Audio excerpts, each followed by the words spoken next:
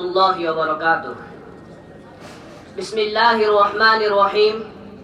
الحمد للہ وکفا وسلام علی عبادہ الذین اصطفى، اما بعد فاعوذ باللہ من الشیطان الرجیم، بسم اللہ الرحمن الرحیم۔ واللہ غالب علی امرہ ولکن اکثر الناس لا یعلمون، صدق اللہ العظیم۔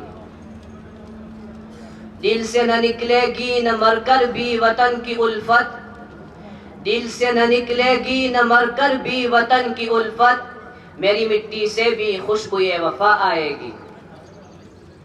معزز حاضرین اور سامعین کرام، آج کی اس محفل میں میری تقریر کا عنوان 26 جنوری یعنی یوم جمہوریہ ہے۔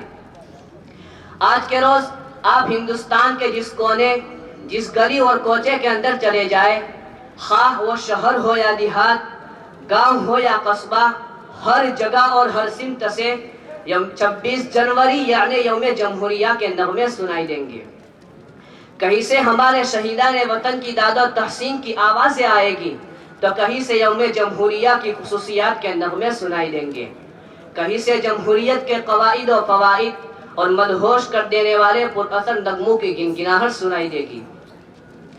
اسی موضوع پر میں مختصر سی روشنی ڈالنے کے لیے آپ حضرات کے سامنے حاضر ہوا ہوں۔ امید ہے کہ آپ حضرات میری باتوں کو غور سے سنیں گے اور ہمت افزائی فرمائیں گے۔ حضرات، ہندوستان کی رنگریلیوں اور دلکش مناظر کے چرچے دنیا بھر میں مشہور تھے۔ ہر ایک کی نظریں ہندوستان پر ٹکی رہتی تھی۔ انگریزوں نے بھی اسی کام کے اندر حصہ لیا اور اپنی چال اور مکر و فریب کے ذریعے یہاں کو سیاہ و سفید کے مالک و حاکم بن چکے اور ہندوستانی باشندوں کو غلام بنا دیا۔ اور اسی مصیبت سے نمٹنے کے لیے ہمارے اکابرین نے رات دن کی تڑتوڑ محنت کے ذریعے ہندوستان کو 15 اگست سن عیسوی 1947 کو انگریزوں کے تسلط اور قبضے سے آزاد کرایا۔ اس وقت ہم نے خوشی کے گیت گائے اور ترنگے اور جھنڈے لہرائے۔ ملے گی منزل مقصود ہم یہ ایمان رکھتے ہیں، ملے گی منزل مقصود ہم یہ ایمان رکھتے ہیں، ہم اپنی رہنمائی کے لیے قرآن رکھتے ہیں۔ وفاداری وطن سے ہو یہی قرآن کہتا ہے، وفاداری وطن سے ہو یہی قرآن کہتا ہے، ہم اپنے دل کے ہر گوشے میں ہندوستان رکھتے ہیں۔ حضرات، ہمارا ملک تو فرنگیوں کے قبضے اور تسلط سے آزاد ہو گیا، مگر اس وقت ہمارے پاس یہ پوزیشن نہیں تھی کہ فوراً ہی ہم اپنے ملک کی باغ دوڑ اپنے ہاتھ میں سنبھال لیتے، کیونکہ اس وقت ہمارے پاس نہ قوت تھی، نہ طاقت، نہ کوئی قانون تھا، نہ کوئی دستور۔ لہذا طے یہی پایا کہ جب تک ہمارے ملک کے نظام کو چلانے کے لیے کچھ دفعات نہیں بن جاتے، ہم اپنے ملک کے نظام کو چلانے کے لیے کچھ دستور نہیں بنا لیتے، تب تک ہمارے ملک کا نظام انگریزوں کے ہی ایک حاکم کی سربراہی میں چلتا رہے گا۔ لہذا اس طرح کا کام بھی ہوتا رہا، ادھر دفعات اور دستور اساسی کا کام بھی ہوتا رہا۔ 2-2.5 سال کے انتک کوششوں کے بعد ہمارے ملک کا دستور اساسی تیار ہوا، جس کو آج لوگ دستور ہند کے نام سے جانتے ہیں، جس کو لوگ اور 26 جنوری سن عیسوی 1950 کو اس دستور کو نافذ کر کے ملک میں جمہوریت کا اعلان کر دیا۔ اب مکمل طور پر ملک کی باغ دوڑ ہندوستانی لیڈروں اور رہنماؤں نے اپنے ہاتھ میں لے کر اس کام چلاؤ انگریز حاکم کو ہمیشہ کے لیے برطانیہ روانہ کر دیا۔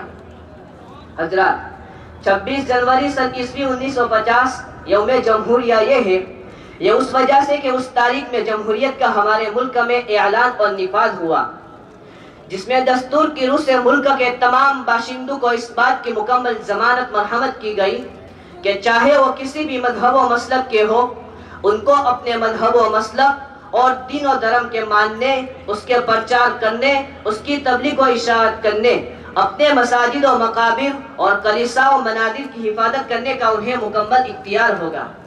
کوئی کسی کے مذہب میں دخیل نہ ہوگا، چاہے پھر وہ مسجد کا معاملہ ہو یا مندر کا، کلیسا کا مسئلہ ہو یا مقابر کا مسئلہ ہو، گرودوارا کی بات ہو یا پھر جنم بھومی کی بات ہو۔ جس جگہ جس کی ملکیت ہوگی وہ برقرار رہے گی، جو جس کا مالک ہوگا وہ چیز اس کی ملکیت قرار دی جائے گی اور ہر شخص کو ذاتی طور پر مکمل آزادی حاصل ہوگی، کیونکہ اب غلامی اور ماتحتی کا دور ختم ہو گیا، ظلم و زیادتی کی مسموم فضا صاف ہو گئی۔ اس تاریخ سے دستور اساسی کی روح سے ہندوستان ایک سیکولر اور جمہوری ملک قرار دیا گیا اور اسی انداز سے یہاں کی حکمرانی ہونے لگی۔ ہر شخص اپنی جگہ آزاد، یہاں کی ساری چیزیں آزاد، زمین آزاد، زمین کی ساری چیزیں آزاد، جنگل آزاد، جنگل کے سارے جانور آزاد، پہاڑ آزاد، پہاڑ کے ساری اشیاء آزاد، حتیٰ کہ دریا بھی آزاد، دریا کی ساری چیزیں بھی آزاد۔ گرد ملک ہندوستان کا ذرہ ذرہ آزاد ہو گیا اور سیکولر جمہوری ملک کی فضا میں ہر چیز نے اپنے اوپر جمہوریت کا لیبل لگا لیا۔ حضرات، لیکن آج ہمارے اس ملک میں ہم جمہوریت کا جنازہ نکال رہے ہیں۔ ہمارے برادر وطن کے کچھ جیال افراد ایسے ہیں جو اسلاف کی قربانیوں اور تحریک آزادی ہند کے سرفروش مجاہدوں کی انتھک کوششوں اور ان کے اثار و ہمدردیوں سے آنکھیں موند کر اور ایک جمہوری ملک میں رہتے ہوئے ہندوستان اور ہند ملک کا خواب دیکھ رہے ہیں اور جمہوریت کا جنازہ اپنے کندھے پر اٹھائے اس کو دفن کرنے کی تیاری میں لگے ہوئے ہیں اور ہندوؤں اور مسلمانوں کے مابین نفرت و عداوت کی زبردست خلیج پیدا کر رہے ہیں۔ اللہ پاک ہمارے اس عظیم اور پیارے وطن بھارت کو فرقہ پرست اور جمہوریت کا گلا گھونٹنے والوں کی ناپاک سازشوں سے محفوظ رکھے۔ ہمارا یہ عظیم ملک دن بدن ترقی کی راہ پر گامزن رہے اور ہر پہلو سے خوشحال رہے، ہر ایک کو انصاف ملے اور امن و شانتی کا گہوارہ بنے رہے۔ اللہ پاک اس کے راستے پیدا فرمائے۔ نہ میں تحریک چھوڑوں گا، نہ میں قرآن چھوڑوں گا، نہ میں تحریک چھوڑوں گا، نہ میں قرآن چھوڑوں گا، نہ اس مٹی کو چھوڑوں گا، نہ یہ پہچان چھوڑوں گا۔ تجھے کرنی ہے جتنی کوششیں کر لے مٹانے کی، تجھے کرنی ہے جتنی کوششیں کر لے مٹانے کی، نہ میں اسلام چھوڑوں گا، نہ میں ہندوستان چھوڑوں گا۔ وآخر دعوانا ان الحمدللہ رب العالمین۔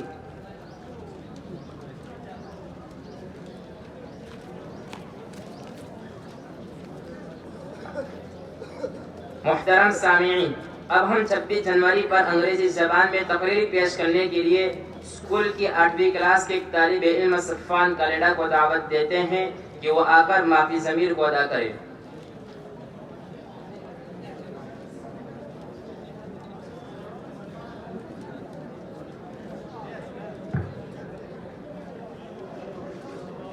السلام علیکم ورحمۃ اللہ وبرکاتہ۔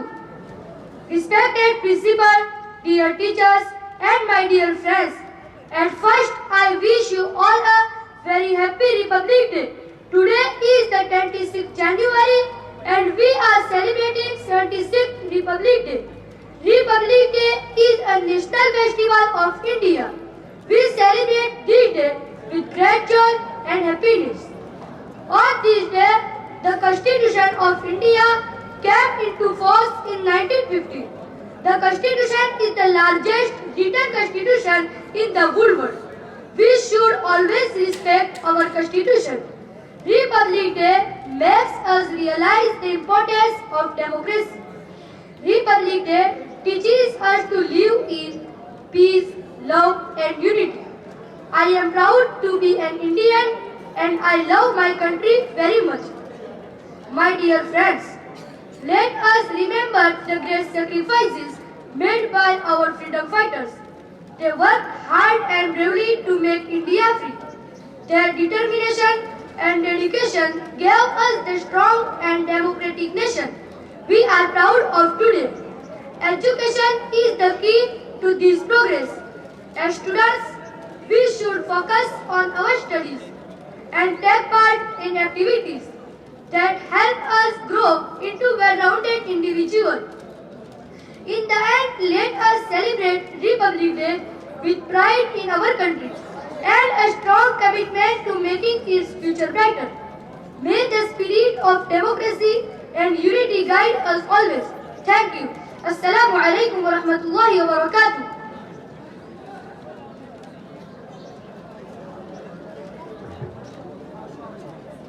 ماشاء اللہ۔